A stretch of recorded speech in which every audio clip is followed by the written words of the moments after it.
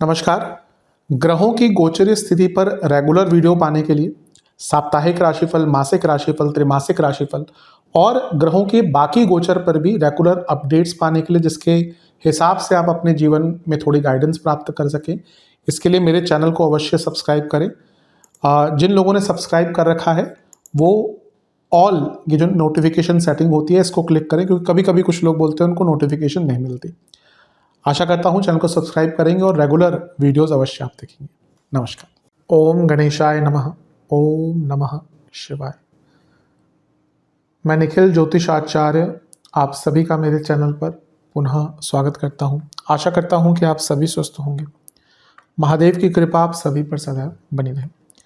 ये वीडियो कन्या यानी कि वर्गों के लिए बहुत विशेष है, क्योंकि वीडियो है 12 जनवरी से 18 जनवरी 2026 के साप्ताहिक राशिफल के बारे में। कैसा रहेगा आने वाला सप्ताह कन्या के लिए। जो मेरा साप्ताहिक राशिफल होता है वो प्रमुखतः चंद्रमा और उनकी गति पर आधारित होता है। चंद्रमा एक बहुत विशेष ग्रह है। चंद्रमा की विशेषताएं तो बहुत हैं, लेकिन जब हम साप्ताहिक राशिफल की बात करें तो पहला तो उनकी तेज गति, फिर उनका मन का कारक होना, और फिर उनकी एक क्वालिटी कि वह जिस भी भाव, राशि, ग्रह आदि के साथ संबंध, संपर्क कायम करते हैं उनको बहुत एक्टिवेट कर देते हैं। इन सभी कारणों से चंद्रमा का जो गोचर होता है वो बहुत विशेष होता है। चंद्रमा के गोचर के कारण हमारे मन, मस्तिष्क, विचार, स्वभाव, सोचने के तौर तरीके, दृष्टिकोण, हर चीज पर बहुत डायरेक्ट इम्पैक्ट पड़ता है, और इन सबको समझने के लिए साप्ताहिक राशिफल बहुत विशेष होता है। इस अंधकारमय जीवन में ज्योतिष एक मात्र विद्या है जो हमें थोड़ा गाइड करती है, रास्ता दिखाती है। भले ही ये राशिफल एक बहुत ही सामान्य आधार पर दिए जाए, लेकिन एक जनरल गाइडेंस के लिए बहुत उपयोगी होते हैं।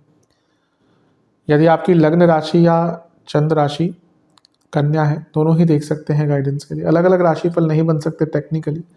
जहाँ से सूट और रिलेट ज़्यादा करता है आपको वहाँ से देखिए। व्यक्तिगत तौर पे मेरा मानना है लग्न से देखेंगे तो अच्छा है। इनकेस नहीं पता है आपको अपनी लग्न राशि, तो आप अपनी चंद्र राशि से भी इसको देख सकते हैं। शुरू करते हैं इस अत्यंत महत्वपूर्ण राशिफल का। चंद्रमा आपके धन भाव में होंगे, यानी कि तुला में 12 जनवरी को, और 13 जनवरी शाम के 6 बजे तक यहीं पर रहेंगे। चंद्रमा का धन भाव में आना एक प्रकार से काफ़ी अच्छा माना जाता है धन के दृष्टिकोण से, और आपके लिए तो वो लाभेश है। और धन स्थान में जब आएंगे तो धन योग तो बहुत उच्च कोटि का बनाएंगे। तो ये हफ्ते के शुरुआत ही धन से परिपूर्ण, धन से लाभान्वित करने वाली आपको दिख रही है। लाभ स्थान के स्वामी धन स्थान में पैसे कमाने के नए अवसर भी आते हैं। करियर में वृद्धि, बिजनेस में वृद्धि, और एक प्रकार से व्यक्ति बहुत प्रैक्टिकल हो जाता है। इसको अर्थ त्रिकोण भी बोला जाता है, जो प्रैक्टिकलिटी का भाव होता है। तो एक बहुत विशेष चीज़ है, बहुत अच्छी चीज़ है। ध्यान ये देना है कि चंद्रमा केमद्रुम योग में है, इसलिए इन्वेस्टमेंट से बचे, सडन इन्वेस्टमेंट से बचे, और वाणी पर भी नियंत्रण रखें। चंद्रमा पर गुरु की दृष्टि है जो वक्री है इस समय, और गुरु सप्तमेश भी है, चतुर्थेश भी है। तो क्योंकि चंद्रमा लाभेश है और चतुर्थेश से नवपंचम योग बना, उनकी दृष्टि है, प्रॉपर्टी और एसेट्स की वृद्धि के लिए अच्छा है, बिजनेस के लिए अच्छा है। लेकिन गुरु वक्री है और आपके बाधकेश हैं, तो थोड़ी बहुत पेमेंट्स अटक सकती हैं। और फिर से कहूँगा अपनी वाणी पर बहुत नियंत्रण रखिएगा। और राहु का प्रभाव भी है, ये भी ओवर एक्साइटमेंट में। यहाँ पे क्या हो सकता है ना, पैसा वैसा तो आएगा आपके पास, लेकिन कुछ लोग या कुछ ऐसी परिस्थितियाँ भी उत्पन्न होंगी जहाँ पे आपको इन्वेस्टमेंट या कहीं पैसा लगाने का मन भी करेगा, राहु के कारण स्पेशली। तो जितना उस पर नियंत्रण रख सकते हैं उतना आपके लिए अच्छा है, क्योंकि जैसा मैंने कहा था चंद्रमा केमद्रुम योग में है, तो ये थोड़ी सी प्रॉब्लमेटिक एक चीज़ बन जाती है। थोड़ा सा विचाराधीन अपने इन्वेस्टमेंट्स को लेकर रहिएगा। गुरु और राहु का प्रभाव है और दोनों ही एक्सपेंशन वाले ग्रह हैं, तो धन की वृद्धि यहाँ पर बहुत तेज गति से हो सकती है। नवांश कुंडली, किसी पर विश्वास धन के रूप में या धन के एरिया में मत कीजिएगा। दशांश कुंडली, कार्य क्षेत्र में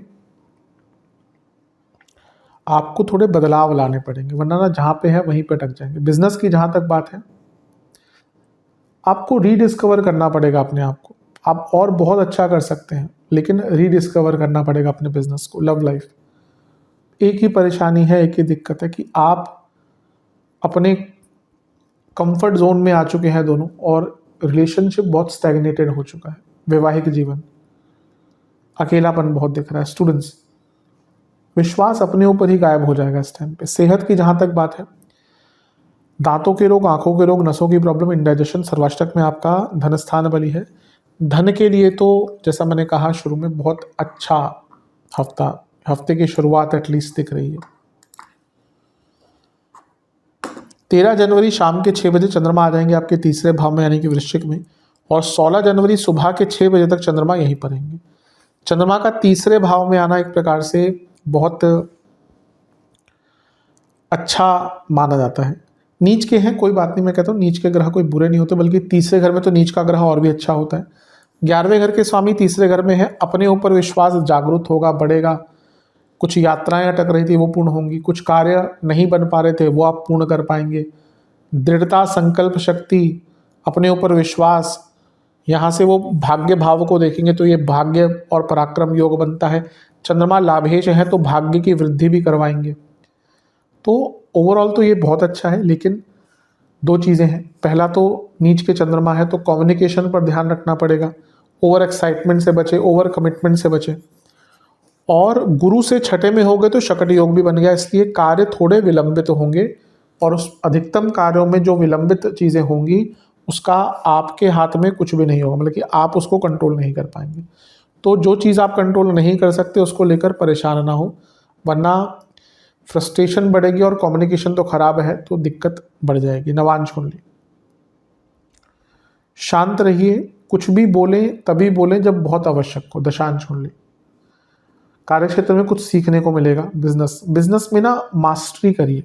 देखिए, बिजनेस में आपको अपने एरिया में परफेक्ट होना चाहिए, क्योंकि बहुत कॉम्पिटिटिव मार्केट है। हर किसी भी एरिया में चले जाइए, किसी भी फील्ड में चले जाइए। जहाँ तक लव लाइफ की बात है, ट्रस्ट इश्यूज क्रिएट होते हैं, दिख रहे हैं। वैवाहिक जीवन, थोड़ा अप्रिशिएट करिए अपने लाइफ पार्टनर को। ये छोटी छोटी चीज़ें कभी कभी बहुत बड़ा अच्छा प्रभाव देती है। स्टूडेंट्स, आपको अपने स्टडीज़ के प्रति कमिटमेंट बढ़ाना पड़ेगा, वरना यकीन मानिए पीछे रह जाएंगे। सेहत की जहाँ तक बात है, कफ की प्रॉब्लम, गले के रोग, ईएनटी प्रॉब्लम, सर्वाष्टक में आपका लग्न बली है। कुछ बहुत बड़े निर्णय लेने होना तो यहाँ पे प्लानिंग कीजिएगा, उस निर्णय को लीजिएगा मत। 16 जनवरी सुबह के 6 बजे चंद्रमा आ जाएंगे आपके चौथे भाव में यानी कि धनु में, और सप्ताह के अंत तक यहीं पर रहेंगे। और मैं बताना भूल गया, शुक्र 13 तारीख को ही जो पिछला गोचर हुआ था वहीं पर मकर में आ चुके होंगे, और 14 तारीख को सूर्य और वहीं 16 को मंगल। तो चंद्रमा पर इन ग्रहों का प्रभाव नहीं पड़ेगा। चंद्रमा पर बुध का प्रभाव पड़ेगा जो लग्नेश है। ये कुछ चीज़ों में बहुत अच्छा है योग।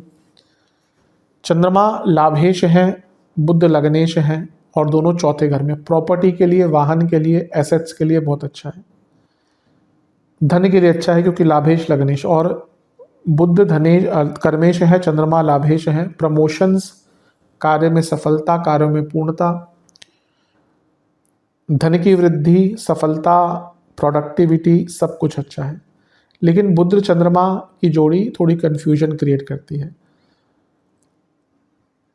चंद्रमा कारको भावनाशय दोष में है, और यहाँ पे केतु की दृष्टि है, शनि की दृष्टि है, और वक्री गुरु की दृष्टि है। कुछ बहुत बुरा नहीं होगा, लेकिन ग्लानि की भावना इतनी भर जाएगी, छोटी से छोटी चीज़ को लेकर आप गिल्ट कॉन्शियस हो जाएंगे, ग्लानि हो जाएगी, परेशान हो जाएंगे। तो और केतु का प्रभाव यानी कि अतीत में जाएंगे, अपने ऊपर आरोपीकरण करेंगे।